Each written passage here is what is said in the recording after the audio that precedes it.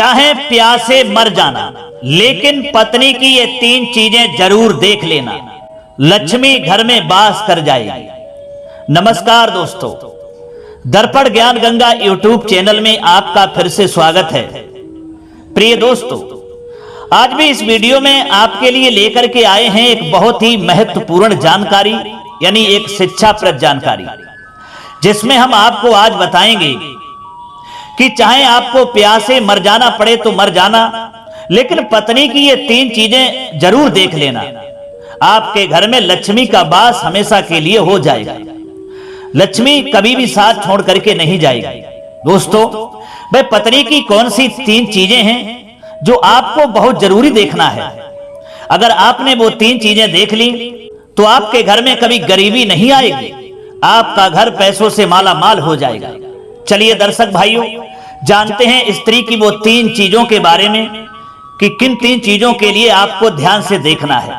इस कहानी के माध्यम से बस आपसे निवेदन है कि आप हमारी कहानी को शुरू से अंत तक जरूर सुने और वीडियो की समाप्ति होने तक हमारे साथ जुड़े रहें। चलिए दर्शक भाइयों, आरंभ करते हैं ये कहानी। प्रिय दर्शकों, एक समय की बात है, किसी गांव में एक आदमी रहता था। भाई आदमी अपनी पत्नी से बहुत ही परेशान था, क्योंकि उसकी पत्नी अपने पति से बात बात पर लड़ाई झगड़ा करती रहती थी। उसके घर में एकदम कंगाली छाई हुई थी। खाने के लिए घर में भोजन भी नहीं था, पहनने को वस्त्र नहीं थे, कोई रोजगार भी नहीं था। रोज रोज के इस कलेश से वह पुरुष अपनी पत्नी से परेशान हो गया। दोस्तों, एक दिन की बात है, वह आदमी अपने घर से जंगल की तरफ दुखी होकर के जा रहा था। जंगल में जाते जाते उस आदमी की एक साधु से मुलाकात होती है, जो वह महात्मा जी कुटिया बना करके जंगल में रहा करते थे। तब वह आदमी उस साधु जी की कुटिया पर पहुंच जाता है और उनके पास बैठकर जाकर के रोने लगता है। दोस्तों, दुखी व्यक्ति को देखकर साधु उस आदमी से पूछते हैं कि बेटे, आखिर तुम्हें क्या हुआ है, तुम क्यों रो रहे हो? तब वह आदमी उस साधु से कहता है कि महाराज, मेरे घर में मेरी पत्नी और मेरे 2 छोटे छोटे बच्चे हैं।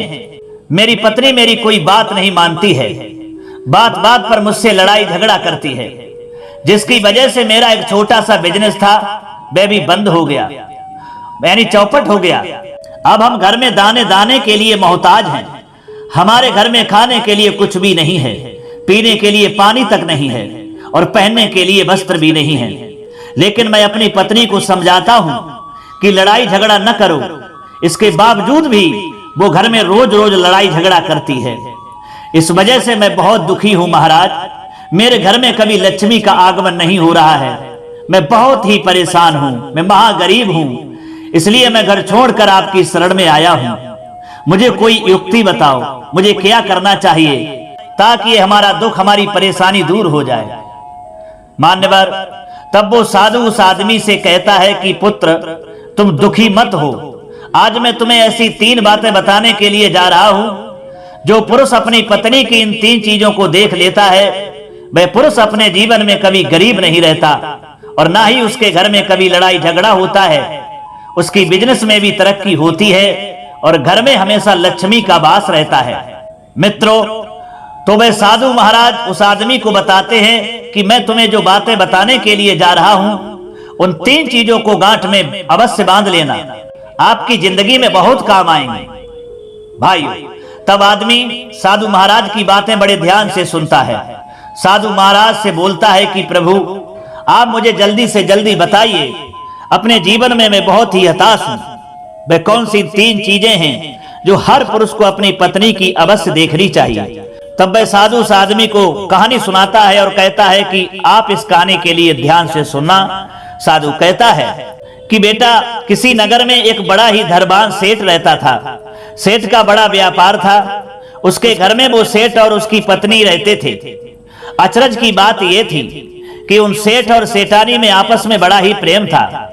उनके घर में कभी भी लड़ाई झगड़ा, किसी प्रकार का कोई कलेश नहीं होता था। इसलिए उसके घर में सदैव मां लक्ष्मी का वास बना रहता था और उसके बिजनेस में भी दिन दुगनी रात चौगनी तरक्की होती जाती थी।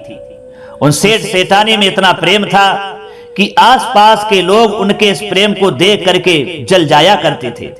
दोस्तों, सेठ और सेठानी के इस प्रेम की मिसाल पूरे नगर में दी जाती थी कि उन दोनों में देखो कितना प्रेम है, और इसी वजह से वे फल फूल रहे थे। मित्रों, चर्चा होते होते ये बात उस नगर के राजा तक पहुंच जाती है। सेठ और सेठानी की बात उस राजा के पास में जब पहुंचती है तो वो राजा भी उनके प्रेम की तारीफ करने लगता है और कहता है, हमारे नगर में एक पुरुष और एक स्त्री ऐसे भी हैं जिनके घर में कभी लड़ाई झगड़ा नहीं होता।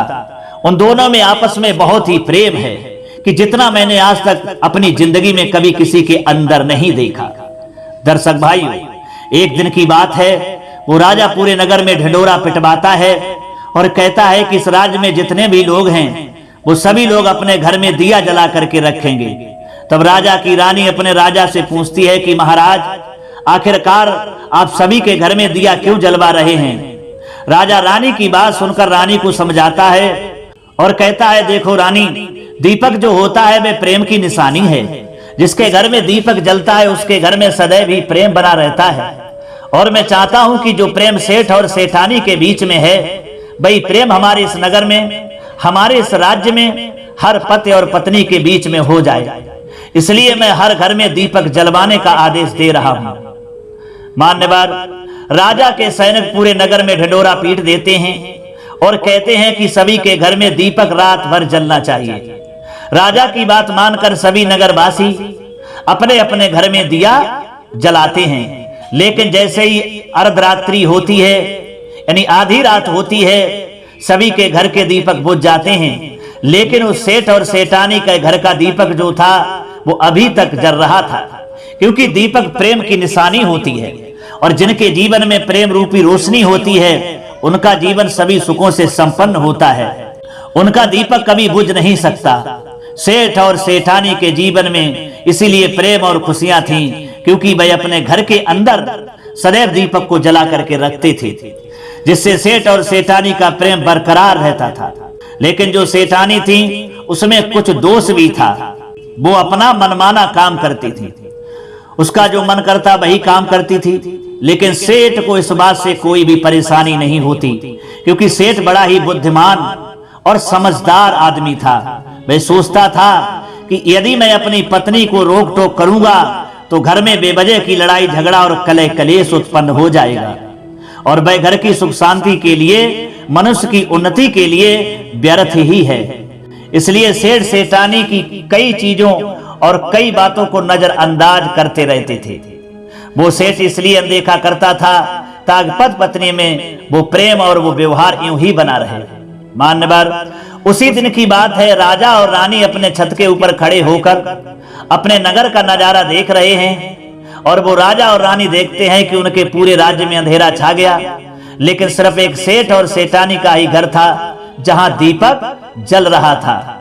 तब राजा रानी से कहता है कि देखो रानी, सेठ और सेठानी में वास्तव में जैसा सुना था उतना ही प्रेम हमें दिखाई दे रहा है। सारे घर के दीपक बुझ गए, लेकिन सेठ और सेठानी के घर का दीपक अभी तक जल रहा है। इसका मतलब ये साफ है कि सेठ और सेठानी में बहुत ही प्रेम झलक रहा है। तब रानी अपने राजा से कहती है कि महाराज, सेठ और सेठानी में जो प्रेम है वो इसलिए है क्योंकि सेठानी बहुत ही समझदार है, इसलिए सेठ के घर में प्रेम है। जब राजा रानी की बात सुनता है तब राजा कहता है कि नहीं महारानी, मुझे लगता है कि सेठानी नहीं बल्कि सेठ ज्यादा समझदार है, इसलिए उनके घर में कभी लड़ाई झगड़ा नहीं होता। मित्रों, रानी कहती है सेठानी बहुत समझदार है और राजा कहता है कि सेठ बहुत समझदार है। सेठ और सेठानी की इस बात को लेकर के राजा और रानी में आपस में बहस छिड़ गई। राजा कहता है देखो, हमें बहस करने की जरूरत नहीं है, क्यों ना हम दोनों सेठ और सेठानी की परीक्षा लेकर के देख लेते हैं। जो परीक्षा में पास होगा वही समझदार माना जाएगा। राजा और रानी अपने बात से सहमत हो गए और दोनों की परीक्षा के लिए कोई युक्ति सोचने लगे। कुछ देर के बाद में राजा अपने महल में जाता है और अपनी दासी को बुलाता है और वो अपनी दासी से बोलता है कि तुम्हें एक काम करना होगा। हमारे नगर का जो सेठ है, जिसके प्रेम की नगर में लोग मिसाल दिया करते हैं, उस सेठ के पास तुम्हें जाना होगा और जो प्रश्न मैं तुमसे कह रहा हूं वही तुम्हें उसको बोलना होगा। तब वो दासी कहती है हाँ महाराज, मैं उस सेठ के पास चली जाऊंगी। दासी राजा की बात मानकर सेठ के पास जाती है। दर्शक भाइयों, उस समय सेठ की पत्नी बाजार गई हुई थी कुछ सामान लेने के लिए। सेठ घर पर मौजूद था। तब वो दासी जाकर सेठ से कहती है कि सेठ जी, मैं राजमहल से आई हूँ और विशेषकर राजा साहब ने मुझे तुम्हारे पास भेजा है। राजा का नाम सुनते ही सेठ चौंक गया। सेठ कहता है, बहन शीघ्र बताइए महाराज का क्या आदेश है, मैं उनकी क्या सेवा कर सकता हूँ। आप बैठिए, मैं आपके लिए पानी लेकर के आता हूँ। तब वो दासी सेठ से कहती है, नहीं सेठ जी, मैं राजा की दासी, बस आपके पास इतने काम के लिए आई हूँ, वो काम तुम्हें करना होगा। तब सेठ कहता है कि ठीक है, आप मुझे बताइए तो सही काम क्या है, राजा साहब ने मेरे लिए क्या समाचार भेजा है। मान्यवर, वो दासी सेठ से कहती है कि सेठ जी, राजा साहब ने मुझसे ये कहा है कि यदि तुम अपनी पत्नी को छोड़ देते हो तो वो तुम्हें खूब सारे हीरे जवाहरात देंगे, तुम्हें मालामाल कर देंगे, तुम्हें राजमहल में किसी अच्छे पद पर नौकरी देंगे। क्या तुम ये काम करने के लिए तैयार हो? दासी की बात सुनकर सेठ कहता है, बहन मुझे क्षमा करना, मैं ये काम कदाप नहीं कर सकता, किसी भी हालत में अपनी पत्नी को नहीं छोड़ सकता। आखिरकार वह दासी लौट करके राजा के पास में चली जाती है और राजा को सारी बात बताती है कि सेठ ने अपनी स्त्री को छोड़ने से इनकार कर दिया। दोस्तों, उधर रानी कह रही थी कि सेठानी बहुत समझदार है, इसलिए उनके घर में झगड़ा नहीं होता। सेठ और सेठानी की बातों को लेकर राजा और रानी में फिर से कहासुनी होने लगी। तब रानी राजा से कहती है कि तुमने सेठ की तो परीक्षा लेकर के देख लिया, अब मैं सेठानी की परीक्षा लेना चाहती हूँ, तब ये स्पष्ट हो जाएगा कि सेठ और सेठानी में दोनों में समझदार कौन है। राजा कहता है, ठीक है रानी, तुम्हें जो अच्छा लगे वो तुम कर लो और सेठानी की परीक्षा लेकर के देख लो। दर्शक भाइयों, तब रानी अपने राजमहल से एक नौकर को बुलाती है और उस सेठानी के पास में उस नौकर को भेजती है। रानी कहती है नौकर से कि तुम्हें जाकर के मैं जो बता रही हूँ वही बात सेठानी से कहनी होगी। तब राजा का नौकर कहता है, ठीक है महारानी, मैं सेठानी के पास जाता हूँ। दोस्तों, इधर सेठ अपने काम के सिलसिले में कहीं बाहर गया हुआ था। आज घर पर सेठानी बिल्कुल अकेली थी।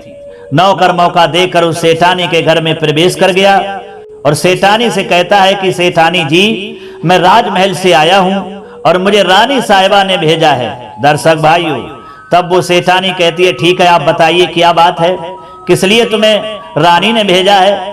तब वह नौकर सेठानी से कहता है कि रानी साहिबा ने मुझे बोला है कि यदि तुम अपने पति को छोड़ दोगी तो वो तुम्हें बहुत सारे हीरे जवाहरात देंगी और अगर तुम अपने पति को मार देती हो तो वह तुम्हें अपने राज्य का आधा हिस्सा दे देंगे।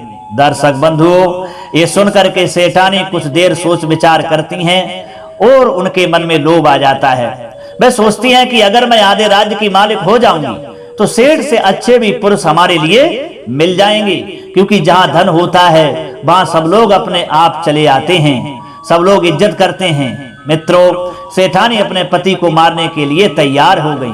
सेठानी कहती है उस नौकर से कि देखो भाई साहब, आप रानी साहिबा से कहना कि मैं अपने पति को मार दूंगी, उसके बाद में मुझे अपने राज्य की आदि मालकिन बना देना।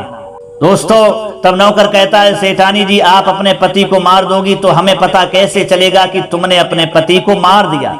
तब सेठानी राजा के नौकर से कहती है कि सुनो, मेरे घर में हर समय दीपक जलता रहता है, मेरी छत के ऊपर तुम्हें दीपक जलता हुआ दिखाई दे रहा है। नौकर बोला, हाँ मुझे दिखाई दे रहा है।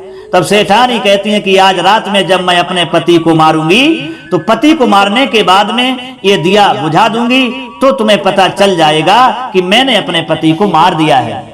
दोस्तों, तब वो नौकर सेठ की बात सुनकर राजमहल को वापस चला गया और राजा और रानी को पूरी बात बताई कि सेठानी अपने पति को मारने के लिए राजी हो गई। सेठानी की बात सुनकर रानी बहुत अचंभित हो गई और रानी को स्त्री जात से नफरत होने लगती है। तब वो राजा अपने सारे नौकर चाकरों के साथ अपने कुछ सैनिकों को बुलाता है और उनसे कहता है कि देखो, मैं नहीं चाहता कि राजा और रानी की वजह से किसी निर्दोष सेठ की जान चली जाए। तुम एक काम करो, तुम सब जाकर उस सेठ के घर के इर्द गिर्द खड़े हो जाओ, देखते रहना कि सेठ और सेठानी के घर में क्या होता है। अगर सेठानी अपने पति को मारना चाहती हो तब तुम उसे रोक लेना और तुम उस सेठ को सारी बात बता देना। मित्रों, राजा के जितने भी नौकर थे, जो सैनिक थे, वो सेठ सेठानी के घर पर जाते हैं और सोचते हैं कि सेठानी तो सेठ को आज रात में मार ही देगी, जब दिया बुझ जाएगा हमें उससे पहले ही सेठ के घर में जाकर सेठ को बचाना होगा। इधर मित्रों रात भी नहीं हुई थी, शाम का समय था, और जैसे ही राजा के सैनिक सेठानी के घर पर धावा बोलते हैं तो देखते हैं कि सेठ पहले से ही मरा पड़ा था। तब राजा और रानी के नौकर चाकर उस सेठानी से कहते हैं कि हे सेठानी, आपके पति सेठ तो मरे पड़े हैं, लेकिन सेठ को तो तुम रात में मारने के लिए बोला था। तब भाई सेठानी राजा के दास दासियों से सैनिकों से कहती है कि सेठ को तो मुझे मारना ही था और रात में मुझे दिया बुझाना था, इसलिए सेठ को तो मैंने दिन में ही मार दिया जहर दे करके। अब मेरा काम है सिर्फ दिया बुझाने का। दोस्तों ये सुन करके राजा के सैनिक उल्टे पांव उस सेठ के घर से लौट जाते हैं और सारा हाल राजा से कह देते हैं कि सेठानी ने अपने पति को दिन में ही मार दिया था। दोस्तों ये सुनकर राजा क्रोध में आग बबूला हो गया और उसको स्त्रियों से घृणा होने लगी। वो अपने सैनिकों को फिर से भेजता है कि उस सेठानी को बंदी बना करके ले आओ। तब राजा के सैनिक जाते हैं, सेठानी को बंदी बना करके राजा के दरबार में लाते हैं। मित्रों राजा साहब इधर सेठानी को जेल में डलवा देता है और वो राजा समस्त स्त्री जात से नफरत करने लगता है। मान्यवर वह साधु इस कहानी को गांव के उस आदमी को जब सुनाता है जो दुखी होकर के साधु के पास आया था, तब साधु उस आदमी से कहता है कि भाई अब तुम्हें समझ में आ ही गया होगा कि स्त्री की वह कौन सी 3 चीजें हैं जो हर पुरुष को देखते रहना चाहिए, वरना वह मुसीबत में पड़ सकता है। वह आदमी साधु से कहता है कि महाराज मुझे अभी भी कुछ समझ में नहीं आया कि स्त्री की भी कौन सी 3 चीजें हैं जो हर पुरुष को देखना चाहिए। तब साधु उस आदमी को समझाता हुआ कहता है कि देख, हर पुरुष को अपनी स्त्री की सबसे पहली चीज ये देखनी चाहिए कि वह कहां पर आ जा रही है, उसका स्वभाव कितना लोभी लालची है, वो धन को कितना महत्व देती है, ये आपको कितना महत्व देती है। इस चीज की परीक्षा पहले से करते रहना चाहिए। जो लोग इस चीज की परीक्षा पहले से नहीं करते वही लोग स्त्री के हाथ से धोखा पाते हैं। मान्यवर जो पुरुष अपनी स्त्री की इन चीजों को देखता है कि पत्नी कहां पर जा रही है, कहां से आ रही है, तो उसके घर में कभी लड़ाई झगड़ा नहीं होता, और उसके ना होने पर उसकी दूसरों के घर में अधिक आना जाना तो स्त्री नहीं कर रही है। कई बार कुछ स्त्रियां दूसरों के घरों में अधिक समय तक बैठती उठती हैं। और याद रखना मेरे मित्रों, जिन स्त्रियों ने दूसरों के घर में आना जाना बैठना आरंभ कर दिया तो समझ लेना उसका आपके प्रति व्यवहार बदल सकता है। इस बात पर हमें विशेष नजर रखनी होगी। और वो अपनी पत्नी के ऊपर तभी नियंत्रण कर पाता है जब वह अपनी पत्नी को हर समय देखता रहता है। साधु कहता है पहली बात तो तुम समझ गए होगे। आदमी कहता है हाँ महाराज पहली बात तो मैं समझ गया, दूसरी बात बताओ। तब साधु कहता है कि दूसरी बात इस प्रकार है कि पुरुष को चाहिए कि वह अपनी पत्नी को बोलचाल पर भी नजर रखे कि उसकी बोलचाल कैसी है, क्योंकि बोलचाल से पता लग जाता है कि वह अपने पति से कितना प्रेम करती है, प्यार करती भी है या नहीं। अगर उसकी वाणी कठोरता है, कड़ू शब्दों का प्रयोग करती है, पति के मधुर बोलने पर भी अपनी वाणी से वह रूखे शब्दों को निकालती है, तो समझ लेना वह आपसे प्रेम नहीं करती है। साधु कहता है एक बात और याद रखना, जो कभी स्त्री सीधे मुंह बात ना करे और वह अचानक से कभी शब्द जो है मीठे भरी बातें करने लगे तो समझ लेना कि उसके दिमाग में जरूर कुछ ना कुछ चल रहा है। वह आपके सामने सिर्फ दिखावा करना चाहती है। ऐसी स्त्रियां अपने पति के साथ कुछ भी कर सकती हैं, जैसे कि उस सेठानी ने उस सेठ के साथ किया था। इसलिए हर पुरुष को अपनी पत्नी की इन चीजों को देखते रहना चाहिए। साधु कहता है कि अंतिम तीसरी चीज है मेरे भाई, वो साधु उस आदमी को बताता है कि हर पुरुष को अपनी पत्नी की भावनाओं को जरूर देखना चाहिए, क्योंकि कुछ स्त्रियां अपनी भावनाओं को जाहिर नहीं करती, इच्छा होते हुए भी वे अपनी इच्छाओं को मारती रहती हैं, चाहकर भी अपने पति से कह नहीं पाती हैं। अगर पति उनकी भावनाओं को समझता है तो निश्चित रूप से उस घर में सुख और शांति रहती है, और जहां सुख और शांति होती है वहां धन की वृद्धि होती है।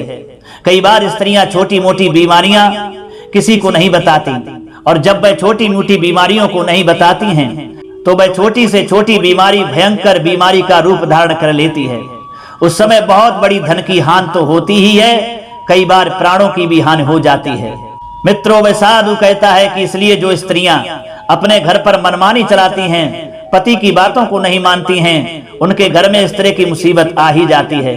कहते हैं पुरुष को स्त्रियों के प्रति थोड़ा जागरूक रहना चाहिए।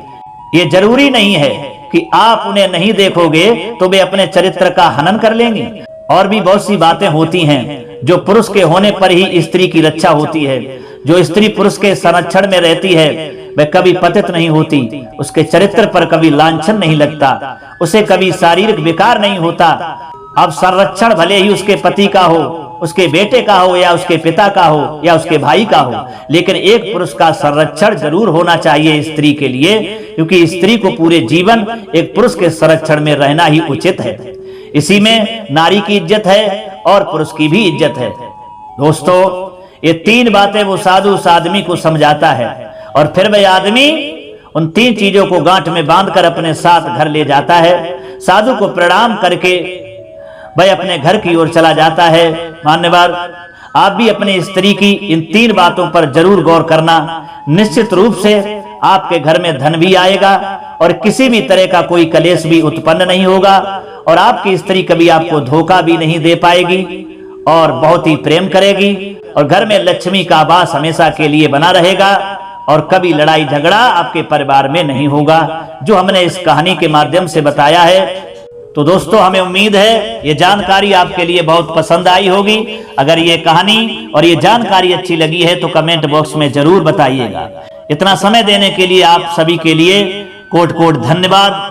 फिर मिलते हैं अगली वीडियो में किसी और चर्चा में। तब तक के लिए सब्सक्राइबर बंधु एवं दर्शक भाइयों के लिए नमस्कार। राधे कृष्णा। ओम नमः शिवाय।